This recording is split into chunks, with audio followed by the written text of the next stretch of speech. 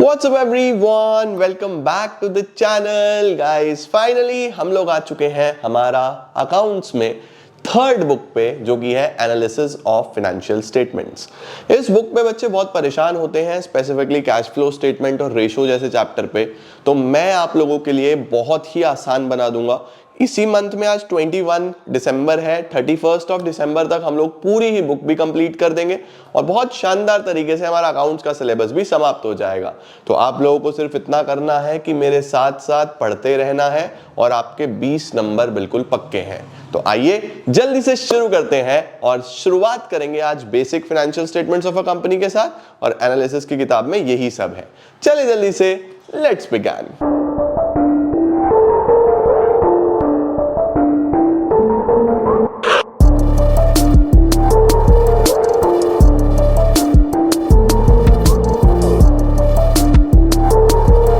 मेरे साथ साथ हेडिंग डाल लीजिए बच्चा, एनालिसिस ऑफ फाइनेंशियल स्टेटमेंट्स। बच्चों ये जो पूरी की पूरी बुक है आपकी एनालिसिस ऑफ फाइनेंशियल स्टेटमेंट्स, ये आपकी पूरी 20 मार्क्स की बुक है। आपकी 36 मार्क की पार्टनरशिप है, 24 मार्क्स की कंपनीज है, शेयर्स एंड डिबेंचर्स। अब 20 नंबर की आपकी एनालिसिस है। इसके अंदर सर टोटल कितने चैप्टर्स हैं? अगर देखा जाए बच्चों तो बड़े बड़े चैप्टर तो दो ही हैं। एक है हमारे पास कैश फ्लो स्टेटमेंट जो लास्ट में है, और एक है हमारे पास रेशो एनालिसिस जो आपका सेकंड लास्ट है। इससे पहले बच्चों आपका पहला चैप्टर में हम फाइनेंशियल स्टेटमेंट्स की बात करेंगे, जो हम अभी शुरू करने वाले हैं, फाइनेंशियल स्टेटमेंट्स।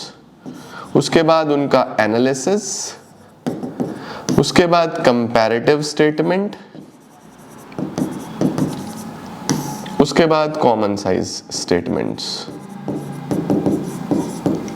तो आपके पास इन ऑल बच्चों ये टोटल 1 2 3 4 5 6 चैप्टर्स हैं, जिसमें मेनली आपके चैप्टर्स यही हैं दो। ये तो हमारे पास बहुत छोटे छोटे छुटर पुटर चैप्टर हैं बच्चों, जैसे इनको हम करेंगे और फिर हमारे लिए मेजर ये चैप्टर्स आएंगे जो हमें करने हैं, ठीक है ना। तो 20 नंबर का बच्चों ये आपका पूरा का पूरा सिलेबस है, इसका स्क्रीनशॉट ले लो, जिसमें 4 चैप्टर छोटे छोटे हैं, ये 2 आपके चैप्टर्स मेजर हैं जिनको हमें बहुत ही शानदार तरीके से खत्म करना है। उसके साथ साथ बच्चों जैसे कि हम लोगों ने हमारा बीएसटी भी खत्म कर दिया, हमारा इकोनॉमिक्स भी खत्म कर दिया, अकाउंट्स के भी हम लोग 2 बुक्स खत्म कर चुके हैं, तीसरी बुक हमने शुरू कर दी है, और आपका ये सिलेबस भी सारा 31 दिसंबर तक खत्म भी हो जाएगा। तो this is the high time जब आपको सैंपल पेपर्स अपने लगाने शुरू कर देने चाहिए। एवरी ऑल्टरनेटिव डे तो एक सैंपल पेपर लगना ही चाहिए। अगर एवरी ऑल्टरनेटिव डे नहीं तो हर 2 दिन के बाद, कि आप वीक में 2 दिन या 3 दिन फिक्स कर लो जिसमें आप एक सैंपल पेपर जरूर लगाओ, है ना। एक हफ्ते में एक सैंपल पेपर अकाउंट्स का, एक बीएसटी का ही होगा, ये तो इंपॉर्टेंट है। अब हमारे पास क्या डाउट आता है सर, फिर से वही बात कि हम सैंपल पेपर कौन सा लें। मार्केट में तो बहुत सारे सैंपल पेपर्स अवेलेबल हैं, तो मैं आपको हमेशा बोलता हूँ सैंपल पेपर आप ले सकते हो ओसवाल गुरुकुल के, जिसके अंदर ये ब्लू कलर के ऐसे सैंपल पेपर्स आएंगे, ओसवाल गुरुकुल बाय ओसवाल, जिसमें अकाउंटेंसी, बिजनेस स्टडीज, इकोनॉमिक्स, आप तीनों ही सैंपल पेपर्स, चाहे आप मार्केट से बाय कर लो चाहे आप ऑनलाइन मंगा लो, बट इस टाइम पे सैंपल पेपर्स लगाने बहुत इंपॉर्टेंट है, राइट। तो सैंपल पेपर वाली इस बुकलेट में बच्चों 2024 का पूरा पेपर सॉल्व आपको मिलेगा। 6 सॉल्व्ड सैंपल पेपर मिलेंगे, 4 अनसॉल्व्ड सैंपल पेपर मिलेंगे। तो आपकी प्रैक्टिस के लिए एक बिग बूस्ट हो जाएगा, और लगाने बहुत इंपॉर्टेंट है, राइट। तो this is the right time जब आप सैंपल पेपर बाय कर लो मार्केट से जाके। अदरवाइज मैं आपको डिस्क्रिप्शन में लिंक भी दे दूंगा इनका, गुरुकुल बाय ओसवाल, इसका लिंक भी दे दूंगा। अच्छे सैंपल पेपर्स हैं। सिलेबस पूरा होने के बाद मैं जो रिवीजन कराऊंगा उसमें भी इनके क्वेश्चंस कवर करूंगा, तो ऐसी कोई प्रॉब्लम नहीं है। अच्छे तरीके से ले लो और करना शुरू कर दो। उसके साथ साथ बच्चों इन्हीं का ही एक और प्लेटफॉर्म है oswal.io, ये मैंने आपको पहले भी बताया था। oswal.io में क्या है, आपके पास unlimited number of questions available हैं। तो आप oswal.io पे जाओ, ठीक है, उस पे जाके अपने आप को लॉग इन करो। आपका जैसे एक बेसिक आईडी पासवर्ड बनता है ना, वैसा आप क्रिएट करके और लॉग इन करो, और unlimited number of chapter wise questions भी आप प्रैक्टिस कर सकते हो। उसका क्यूआर इस बुकलेट के अंदर भी मिलेगा। जब आप ये सैंपल पेपर लोगे तो यहाँ पे देखो बिल्कुल शुरू में ही फ्री साइन अप के लिए क्यूआर भी दिया हुआ है, स्कैन करके फ्री में साइन अप करो और unlimited number of questions practice करो, राइट। तो ये भी बढ़िया चीज है। चलो जी, अब बेटा शुरुआत करनी है हमें financial statements of a company की। सर ये financial statements of a company क्या होते हैं? देखो बच्चों, हम लोगों ने सोल प्रोप्राइटरशिप की फाइनेंशियल स्टेटमेंट्स बनाई, पार्टनरशिप की फाइनेंशियल स्टेटमेंट्स बनाई, एनपीओ अब सीबीएसई के सिलेबस में नहीं है बट आपको सीयूईटी के लिए पढ़ना पड़ेगा, वहां पे नॉन प्रॉफिट ऑर्गेनाइजेशंस की भी फाइनेंशियल स्टेटमेंट्स बनानी पड़ेंगी। बट यहां पे हम सीखने वाले हैं कि एक कंपनी की फाइनेंशियल स्टेटमेंट्स कैसे बनती हैं, एक कंपनी की, तो वो कैसी होती हैं। आओ पहले ये फटाफट से स्क्रीनशॉट ले लो, फिर हम शुरू करते हैं। अब सुनो मेरी जान, जैसे हमारे पास ट्रेडिंग, पी&एल, बैलेंस शीट होता था ना, वैसे ही कंपनी की फाइनेंशियल स्टेटमेंट्स में भी वही पी&एल, वही बैलेंस शीट है, बस उसका फॉर्म अलग है। एक्चुअल में क्या होता था बच्चों, सोल प्रोप्राइटरशिप हो गया या पार्टनरशिप हो गया या फिर even not for profit organization की बुक्स हो गई, इन सबकी बुक्स का कोई एज ए फिक्स्ड फॉर्मेट कहीं पे नहीं दिया है, वो हम बनाते हैं, वो सब हमारे पास एक्सेप्टेबल है और हम उसको फॉलो जरूर करते हैं, बट एक रिजिड फॉर्मेट ऐसा नहीं है कि किसी एक्ट में एक रिजिड फॉर्मेट दिया हुआ है। बट कंपनी का कंपनीज एक्ट 2013, क्योंकि हम अभी यही फॉलो करते हैं, है ना, इससे पहले 1956 था पूरा कंपनीज एक्ट में। आपको अगर आप सीए करोगे या ग्रेजुएशन पे जाओगे तो मैं आपको यूजी वाले चैनल पे पढ़ाऊंगा, क्योंकि मैं वहां पे लॉ पढ़ाता हूं, तो मैंने वो पूरा यूट्यूब पे डाला हुआ है। तो इस एक्ट में हर चीज डिफाइंड है बच्चों, कि कैसा होना चाहिए कंपनी का बैलेंस शीट, कैसा होना चाहिए कंपनी का पी&एल। तो जब हम कंपनी की फाइनेंशियल स्टेटमेंट्स की बात करते हैं बच्चों, तो कंपनी की फाइनेंशियल स्टेटमेंट्स का पूरा फॉर्मेट कंपनीज एक्ट में दिया हुआ है। अब सर कहां पे दिया हुआ है? कंपनीज एक्ट में बच्चों बैलेंस शीट का फॉर्मेट दिया है पार्ट 1 ऑफ शेड्यूल 3। सर क्या हमें याद करना है ये? हाँ बच्चों। और पी&एल का फॉर्मेट कहां दिया है? Part 2 of schedule 3। तो बेटा जी हमारे पास जब हम बात करते हैं कि कहां पे फॉर्मेट दिया है, तो पार्ट 1 ऑफ शेड्यूल 3 में ध्यान रखना बैलेंस शीट, और पार्ट 2 ऑफ शेड्यूल 3 में याद रखना पी&एल का फॉर्मेट दिया है। अब sir financial statements of a company में होता क्या क्या है, ये फाइनेंशियल स्टेटमेंट्स में क्या क्या आता है? सबसे पहले आएगी बेटा बैलेंस शीट। सर फिर क्या आएगा? फिर आएगा बच्चों statement of P&L. P&L account को ना यहाँ पे स्टेटमेंट ऑफ पी&एल बोला जाता है। फिर क्या आएगा सर? फिर आएगा statement of changes in equity.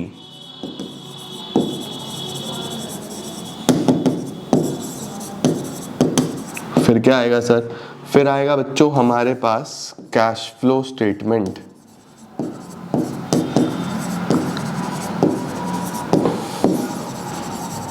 फिर क्या आएगा सर? फिर आएंगे बच्चों एक्सप्लेनेटरी नोट्स। तो जब हम बात करेंगे financial statements of a company की, तो हमें 5 चीजें बनानी होती हैं। बैलेंस शीट मैं आपको अभी सिखाने वाला हूं, पी&एल हम अभी सीखने वाले हैं, statement of changes in equity आप क्लास 12th में नहीं सीखोगे, लेकिन आप फर्दर अपनी हायर स्टडीज में सीखोगे। अभी बस आपको ये पता होना चाहिए कि फाइनेंशियल स्टेटमेंट्स में ये भी एक स्टेटमेंट होती है। देन कैश फ्लो स्टेटमेंट पूरा चैप्टर है, अभी सीखेंगे बच्चों। और एक्सप्लेनेटरी नोट्स बेसिकली इन स्टेटमेंट्स को एक्सप्लेन करने के लिए बनते हैं, तो आप ये नोट्स भी अभी सीख लोगे, ठीक है। तो पूरी की पूरी फाइनेंशियल स्टेटमेंट्स को बहुत प्रॉपर्ली आपको बनाना भी सिखाएंगे इस बुक में, एनालाइज करना भी सिखाएंगे इस बुक में। उसके बाद तुम कोई भी कंपनी की बैलेंस शीट आ जाए मस्ती में पढ़ पाओगे। बट सर हम पढ़े क्यों, इसका रीजन क्या है, क्यों पढ़ाया जा रहा है हमें? बच्चों तुम लोग कॉमर्स वाले हो, कल को तुम्हें किसी कंपनी का कोई शेयर खरीदना है, किसी कंपनी में इन्वेस्ट करना है, तो तुम्हें कैसे पता लगेगा ये कंपनी अच्छी है या खराब है? या तुम भी और लोगों की तरह सुनी सुनाई बातों में जाके इन्वेस्ट कर लोगे? तुम कॉमर्स वाले हो, तुम्हें इनका ज्ञान होना चाहिए। कोई भी कंपनी कितनी अच्छी है, कितनी स्ट्रांग है, उसकी फंडामेंटल्स कैसे हैं, वो सब इन फाइनेंशियल स्टेटमेंट्स को देख के पता चलता है। उन सब की कुछ रेशोज होती हैं। तो हमें तो बच्चों ये सब 12th में पढ़ाया जाता है, लेकिन बहुत अच्छे से ना बच्चा उसको पढ़ता ना कोई पढ़ाता, इसीलिए हमें इंपॉर्टेंस ही नहीं पता होती इस बुक की।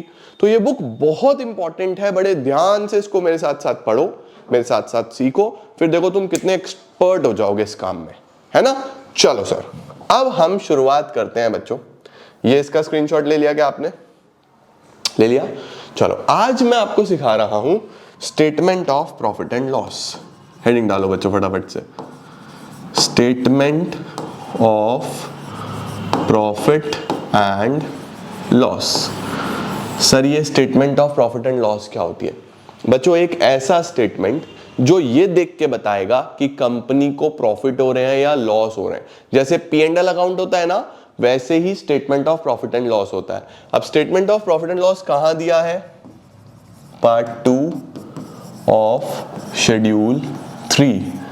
सर पार्ट 1 में क्या दिया है? पार्ट 1 में बच्चों बैलेंस शीट दिया हुआ है, इसके बाद तुम्हें बैलेंस शीट कराऊंगा, ठीक है।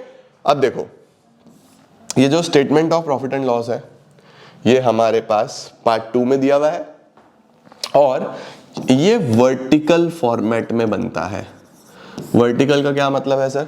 वर्टिकल का मतलब है बच्चों जी कि हम लोग जितनी भी आइटम्स लिखने वाले हैं वो सब ऐसे लिखने वाले हैं कि पर्टिकुलर्स, फिर नोट नंबर,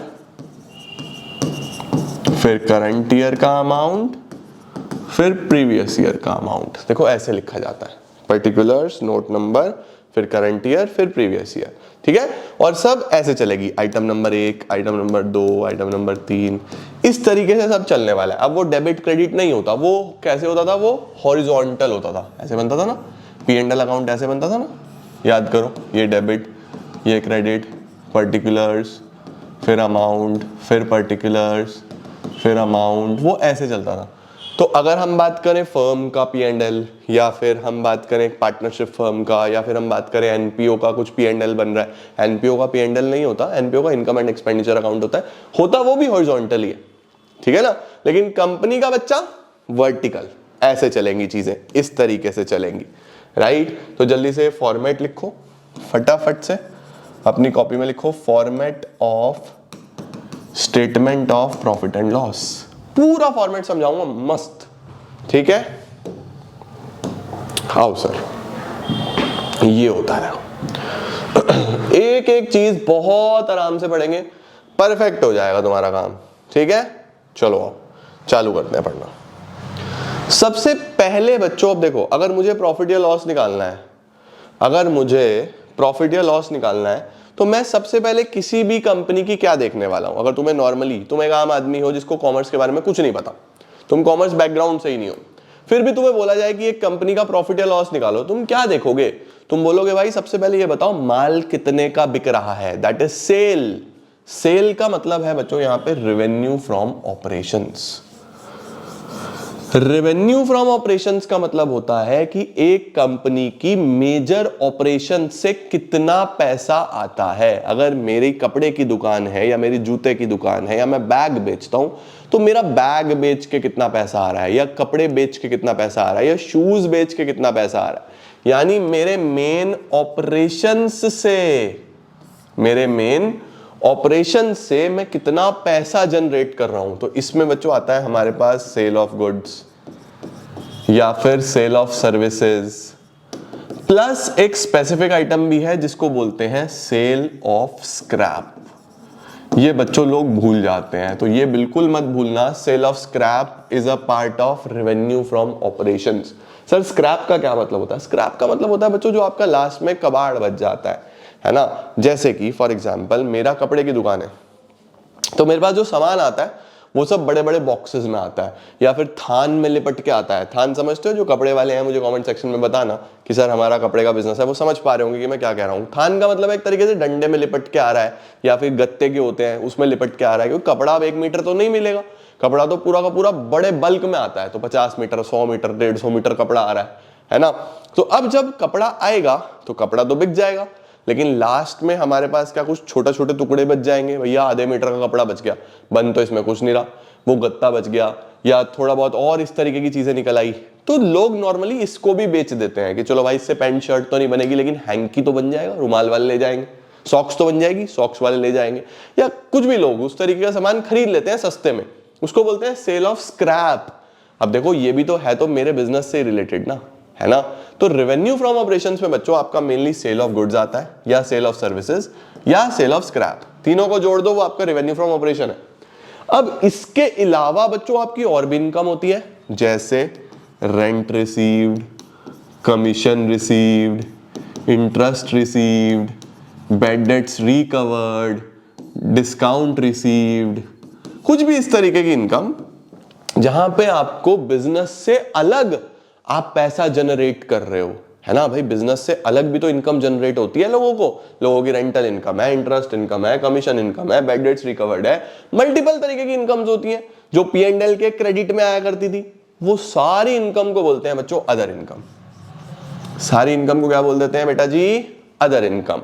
तो मान लो कि हमारा रेवेन्यू फ्रॉम ऑपरेशन 1 लाख है और ये सब छोटी छोटी इनकम हो गई 20,000 रुपए की, तो मुझे बताओ कंपनी को क्या टोटल 1,20,000 रुपए का रेवेन्यू हो गया, टोटल 1,20,000 रुपीज का पैसा आ गया या नहीं आ गया, इसको बोला total revenue. This is total revenue. Total revenue में आपको 1 + 2 करना है, प्लस देखो लिखा हुआ है ना 1 + 2, यानी इन दोनों को जोड़ दो, रेवेन्यू फ्रॉम ऑपरेशन आ गया, अदर इनकम आ गया, दोनों को जोड़ दिया जाए बच्चों, ठीक है। अब तुम्हारे पास ये इनफ्लो हो गया, ये बेसिकली क्या है, ये पूरा का पूरा इनफ्लो है कि पैसा आया है, ठीक है। सर ये दो चीजें क्यों है बच्चों, कंपनी में ना हमेशा 2 साल का डेटा दिया होता है, ये करंट ईयर, ये पिछले साल का। फिलहाल तुम्हें पिछले साल का कुछ नहीं करना, फिलहाल तुम करंट ईयर पकड़ के चलोगे, इस साल क्या क्या हो रहा है ना। तो बताओ मुझे जल्दी से फटाफट से कमेंट सेक्शन में, वीडियो पॉज करके कमेंट में बताओ क्या यहां तक समझ में आ गया।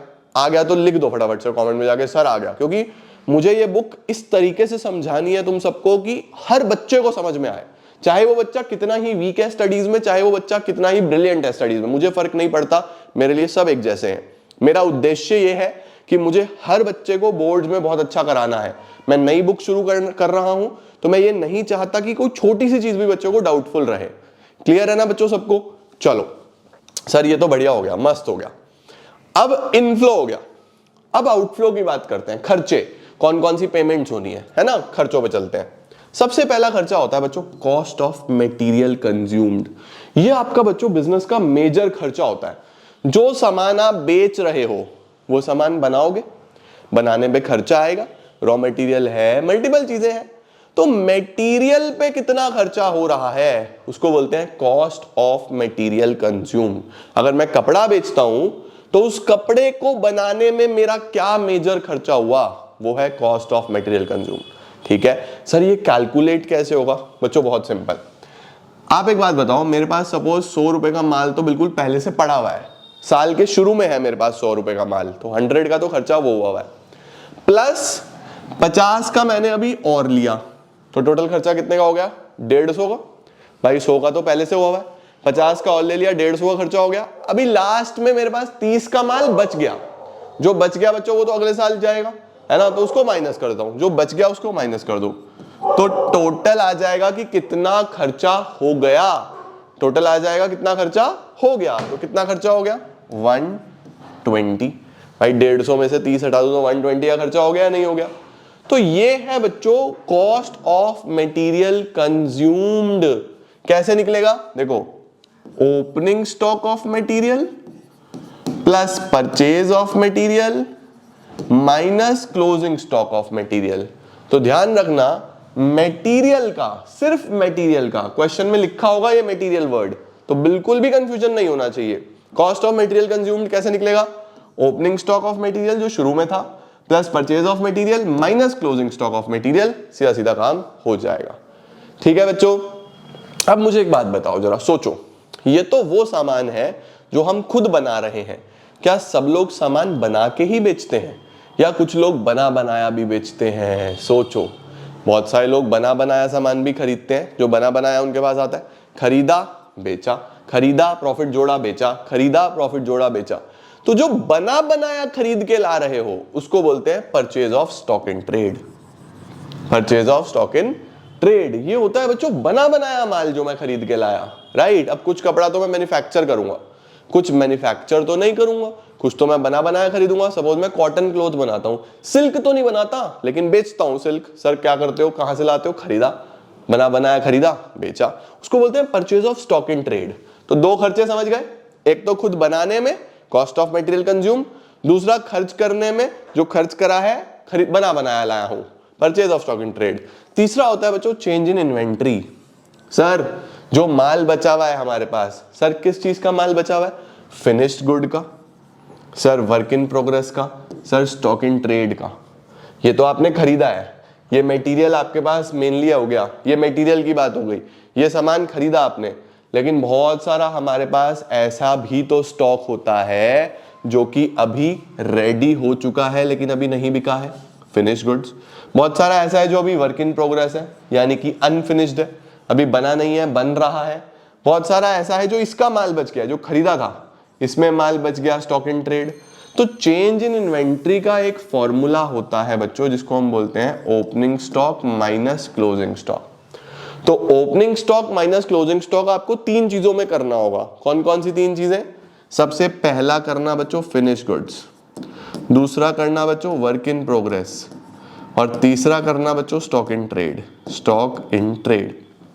तो तीनों का ही चेंज इन इन्वेंट्री भी यहां पे आता है, ठीक है। तो तीन खर्चे हो गए, cost of material consume, purchase of stock in trade and change in inventory. Change in inventory में तीन चीजें याद रखना, कौन कौन सी तीन चीजें होती हैं, finish goods, stock in trade, work in progress, ठीक है, perfect, done sir.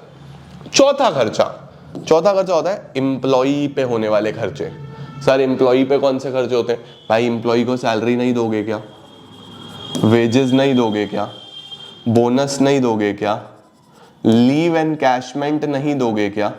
Leave encashment क्या होता है, लीव एनकैशमेंट होता है कि मैंने कोई छुट्टी एम्प्लॉय को देनी थी, उसने नहीं ली, उसने बोला पैसा दो इस छुट्टी का, पेड लीव एक तरीके से, कि नॉर्मली मुझे 12 छुट्टी अलाउड है साल में और मैंने 12 में 6 छुट्टी ली, 6 नहीं ली।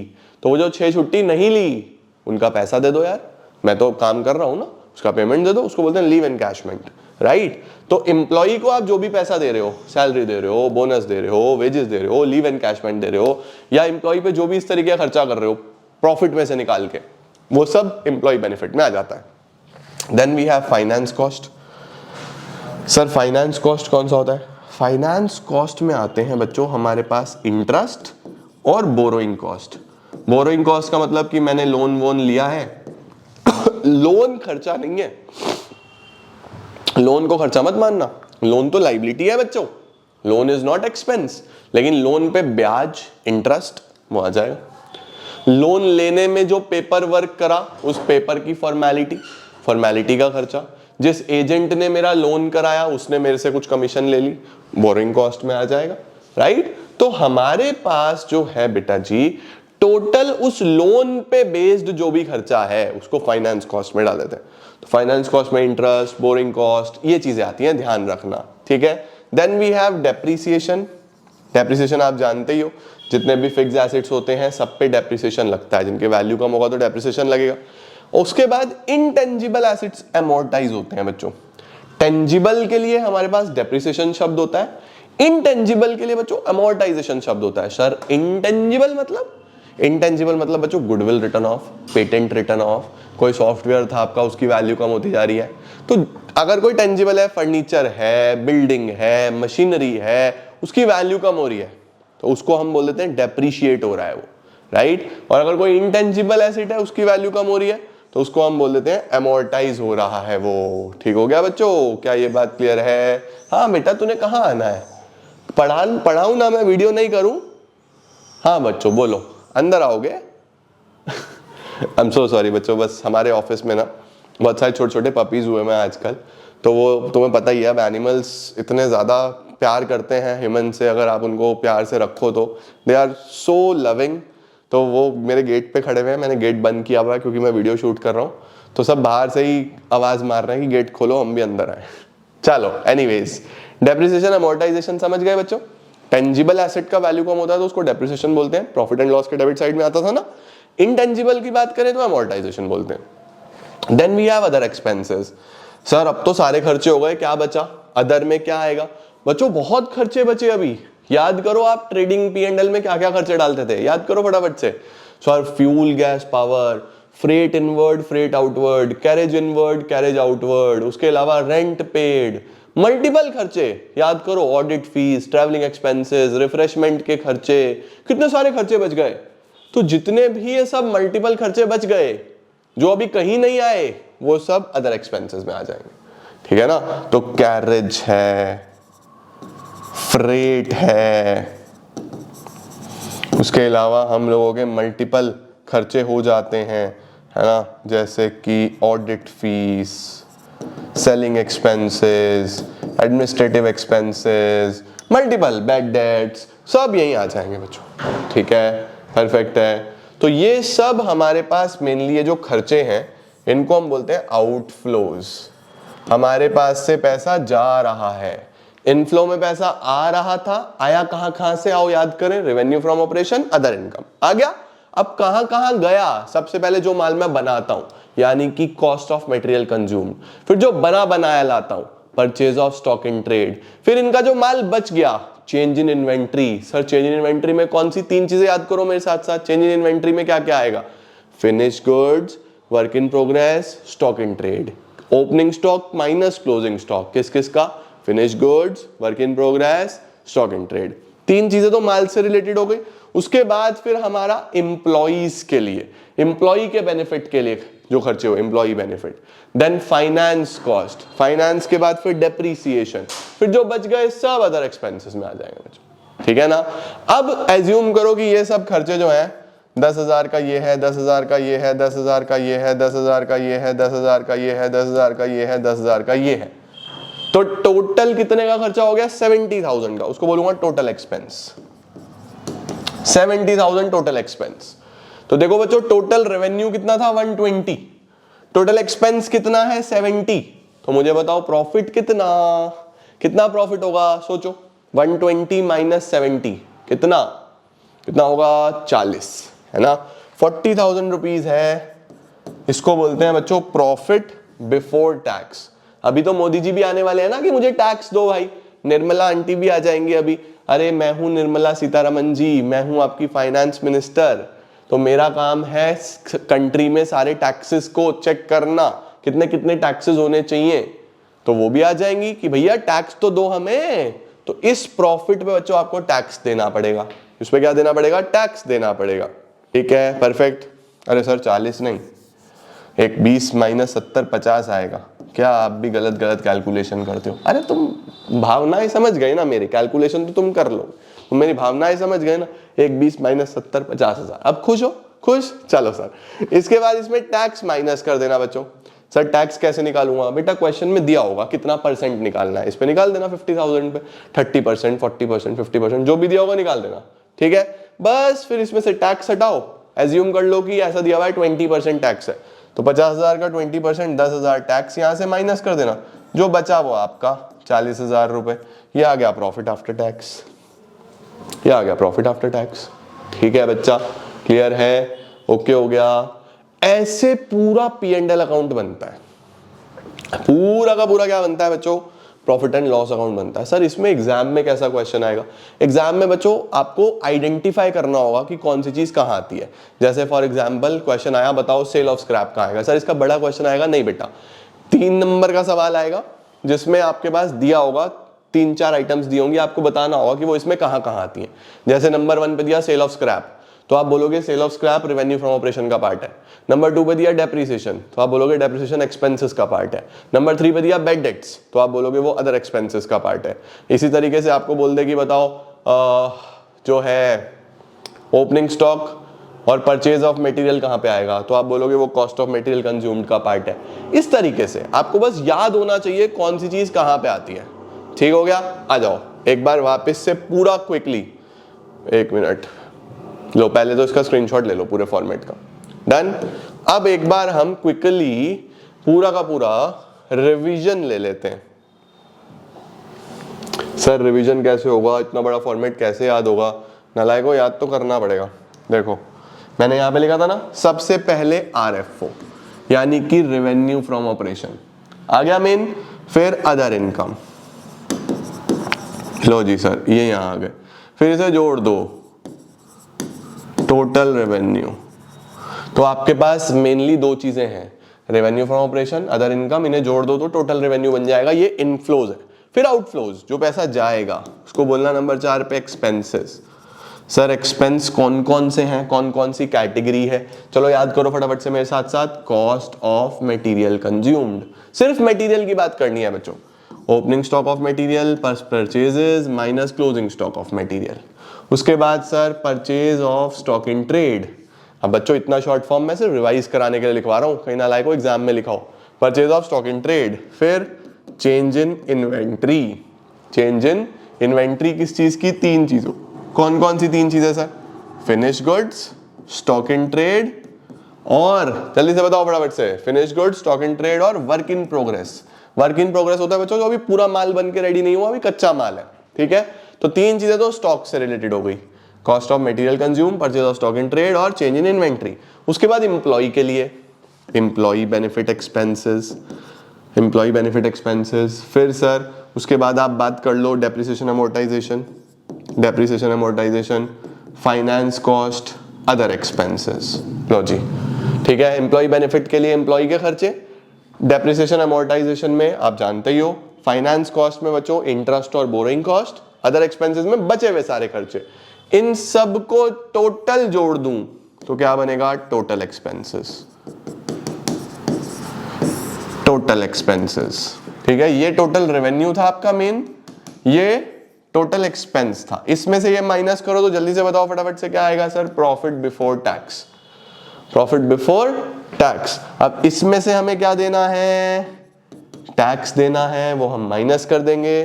फिर जो बचेगा वो होगा प्रॉफिट आफ्टर टैक्स। इस तरीके से बच्चों कंपनी का प्रॉफिट एंड लॉस अकाउंट बनता है। सर क्या हमको ये याद करना है, हाँ जी। आज का होमवर्क है इस पूरे फॉर्मेट को 5 टाइम्स 5x अपनी अपनी कॉपी में याद करके लिखोगे, ठीक है। जब लिख दो तो आके कमेंट कर देना सर लिख दिया, याद हो गया। कल बच्चों जी मैं आपको पूरा बैलेंस शीट समझाऊंगा मस्त एक बढ़िया तरीके से, जैसे P&L समझाया ना, बैलेंस शीट समझाऊंगा, तुम्हें मजा आ जाएगा, ठीक है। Okay, thank you so much guys for joining in. I hope आपको ये समझ में आया होगा बढ़िया से। बैलेंस शीट समझेंगे, चैप्टर 1 खत्म, बढ़िया से खत्म हो जाएगा, सही है जी। Thank you so much guys, keep growing, keep glowing, keep smiling.